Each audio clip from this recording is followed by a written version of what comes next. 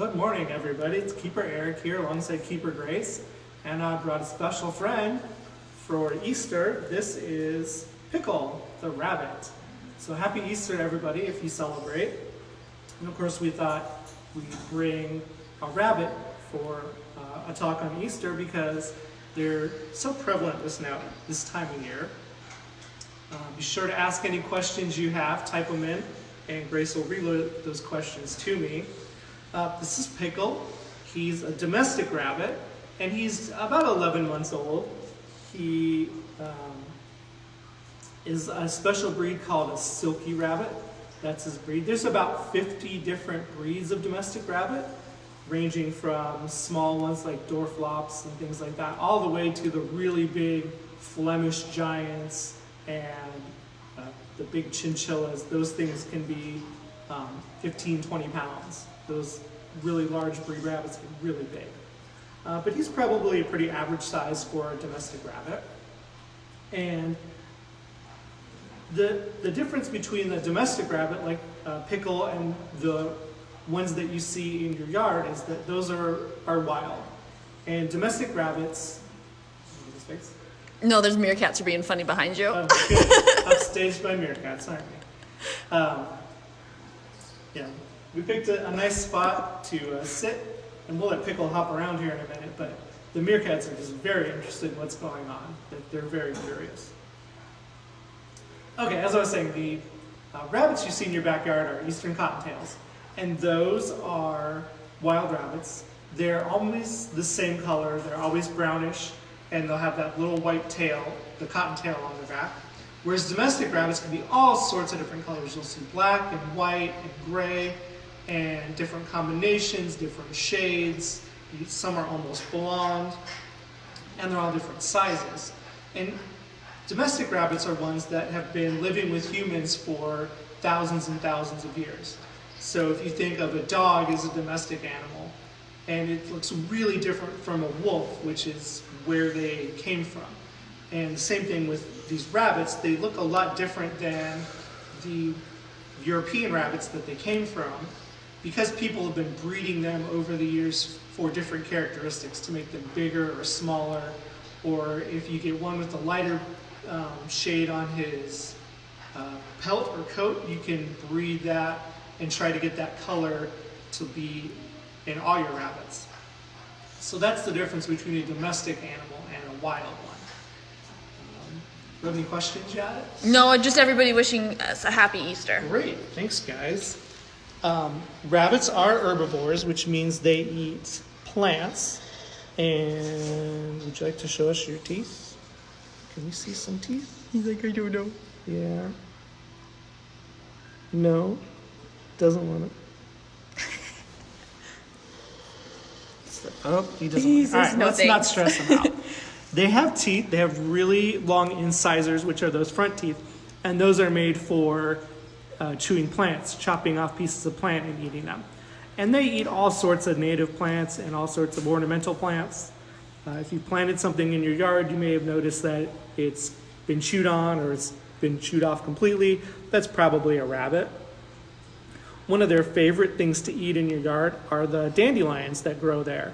And a lot of people spend a lot of time trying to kill the dandelions, but it's actually really good food for rabbits. They love it a lot. And dandelions, you can also eat those too, if you're positive that they don't have any sort of fertilizer or weed killer or something on it. They're really good first of the year pollinators too. The rabbits are? Or the dandelions. The dandelions are, yes. Yes, yeah, the dandelions are good for the bees and stuff that come around. Liz and Jessica would both like to know, is Mr. Pickle as big as he's going to get? Yeah, he's full grown. So a rabbit in captivity will live, or a domestic rabbit, excuse me, will live about maybe 8 to 10 years, depending on its size and its breed. A rabbit in the wild may live only 1 year, or maybe 2 or 3, because they are such an important prey species that almost everybody wants to eat them. Hawks and foxes and wolves and anything, baby rabbits are preyed on by snakes and things like that. Oh, let's let him down. He's getting kind of curious. Let him hop around. So in the wild, it's much harder for a rabbit to survive, and they just don't live as long as a captive one will. So yeah, by 11 months, they're as big as they're going to get.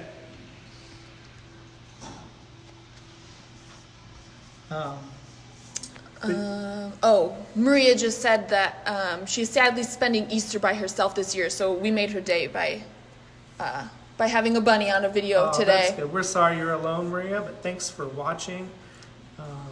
We hope the rest of your day is as good as watching Pickle hop around the room. Springtime is the time when a lot of the cottontails around here have their babies. So just this morning I saw a cottontail who was about 4 inches long, hopping around. Now that's definitely not full grown, but that is big enough to be on its own. And some people will find rabbits in their yard and they're trying to figure out whether they should take them to a rehabilitation place or whether they should leave them be. Uh-oh, let's move this lock so it's not hiding. Whoop! Start over.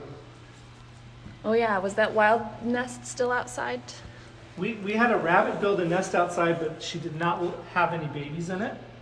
I was checking earlier, so she must have found a different spot.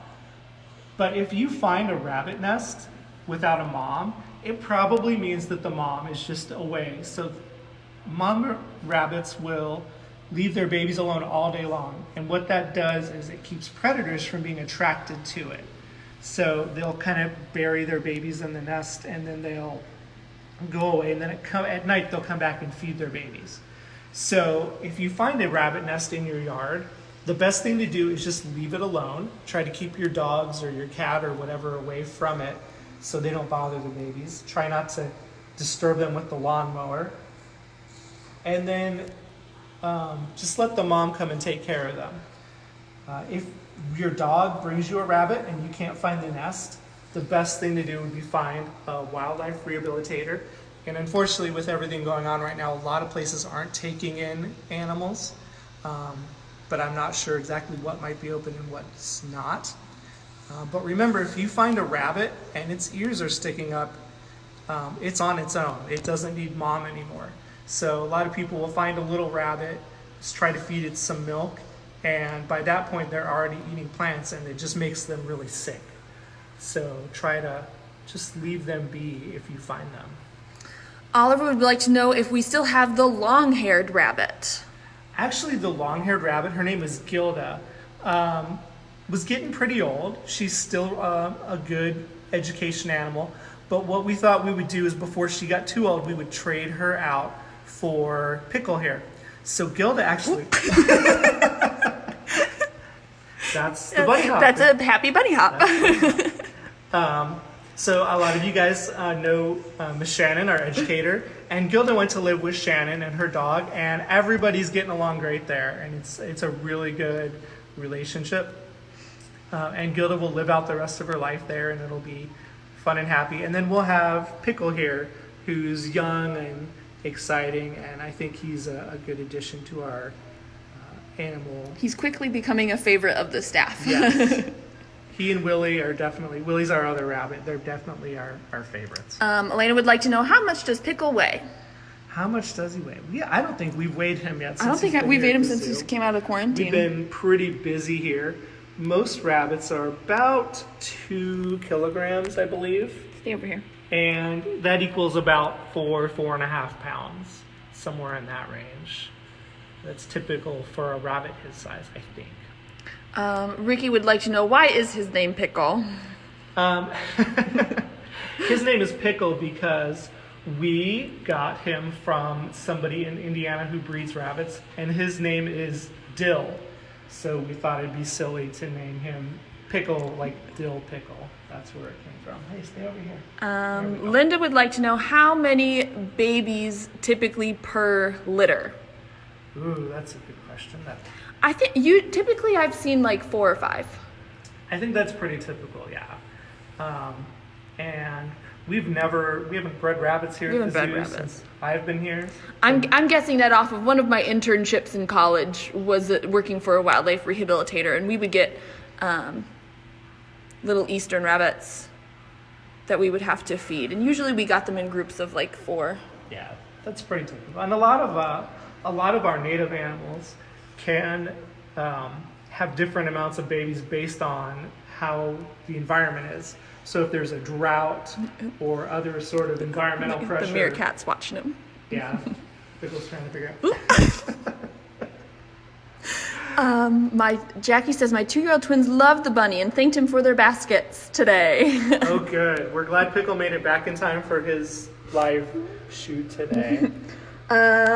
Do rabbits make good indoor pets, and can you litter train them? Yes, you definitely can litter train a rabbit. Pickle is not litter trained yet. It's something I need to work on. Do they make good indoor pets? Well, they can make a really good indoor pet if you're putting the time and effort into them. They do go to the bathroom a lot. They do smell if you're not careful. But if you're constantly changing out their bedding, it's not too bad. One of the things they do is eat a lot of hay. That should be the majority of their diet is hay. And so when they do that, they will sometimes knock a bunch onto the floor and make a mess. So as long as they have a big enough place to live and you're willing to keep them clean, they can make really good indoor pets. Jonathan would like to know, where are the rabbits in the zoo? We've never seen them before. Well, rabbits are some of our ambassador animals, which we can take out for programs at schools or here at the zoo. Or during the summer, we have the junior zookeepers around, and they will take out animals throughout the day, either just to hold and show people, or they will do different programs at our Rainforest Theater a couple times a day. So they live in we call it the Zoo Lab kitchen, where we keep most of our ambassador animals. And they will come out for programs. So you don't usually see them when you're here, but if you're here during the summer and you see a junior zookeeper doing a program or holding an animal, that's probably when you're most likely to see them. Oliver would like to know, how old is Pickle and what kind of food do we feed him? Pickle is 11 months old, and we feed him just a tiny bit of vegetable and a couple big leaves of lettuce. And he gets a rabbit pellet, which is a couple grains made into a pellet specifically for rabbits. And then he also gets a little bit of hay. He should be eating more hay, but he doesn't like it a whole lot. But rabbits need a lot of hay when they're domestic, because they need all those greens. They need to chew stuff to wear their teeth down and things like that. And so that's what a lot of the hay is for. I get the impression this is from Christy's kids. She wants to know, they couldn't find one of their eggs this morning, and they want to know if Pickle knows where it is.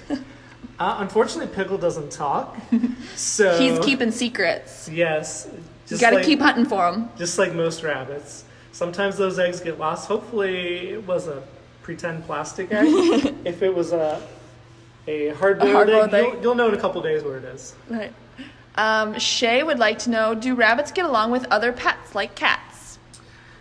That's a good question, and a lot of it's going to depend on your other animals. There's a lot of rabbits and dogs that really spend a lot of time together and get along great, but a cat can definitely kill a rabbit if it wants to, and dogs as well. So it's one of those things that if you have a really laid back dog or cat and you want to try it with the rabbit, and keep a really close eye on them for a little while, you can try it. If you know you have a really aggressive animal, then they probably wouldn't get along very well with each other. Yeah, I'll add that I've had a rabbit of my own at home with a dog at the same time, and they got along really well, but I still never left them unattended together.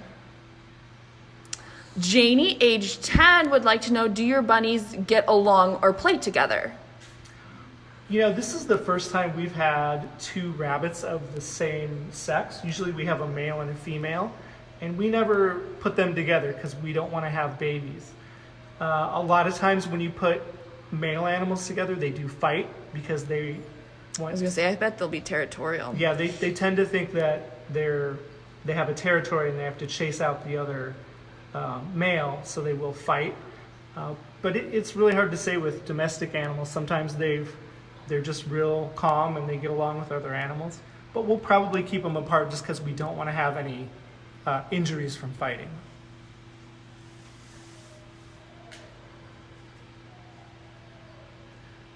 my favorite rabbit fact, and it tends to gross a lot of people out, is that Oh, yeah. they have two different types of poop. One is the really dry pellets that you'll typically find in your yard and stuff, but they also have a really black tarry poop that they eat right away as soon as they poop it. And what that does is allows them to pass that food through their digestive system again and get more of the nutrients out of it. Plants are really hard to get the nutrients out of, as opposed to meat or bugs or something like that. So by eating its poop and redigesting it, it gets a lot more nutrition out of it. So remember that next time you see a rabbit, that it eats its own poop, and never kiss one on the lips, okay? How about we do one more question? Oliver would like to know what kind of enrichment that Pickle gets. What kind of enrichment? And that kind of goes along with Carolyn's question too. What's his favorite treat? Yeah. Sometimes they like a little bit of fruit, depending on what type of fruit it is. And one of the things they like to do is chew on things. So we'll give them a piece of wood that hasn't been treated with any chemicals or anything, or a stick that we know is safe, or a paper towel roll or something like that. And a lot of times that's something fun for them to do in their cage. I was about to say, or Grace's shoelaces. Yep. They do like to chew on stuff. If you ever let one out in your house, make sure you hide the power cords, because they will chew on power cords. And of course that's bad for your electronics, and it can be really bad for them as well. Oh yeah, Carolyn is saying that her rabbits like bananas and apple sticks. Yeah, those are great things those are great treats. You don't want to give them too many of those, but as a treat, those are really great. All right, well, we're gonna put Pickle back in his cage. He's been having a lot of fun. This is kind of enrichment for him too. Yes, enrichment is. Oh, let me zoom out.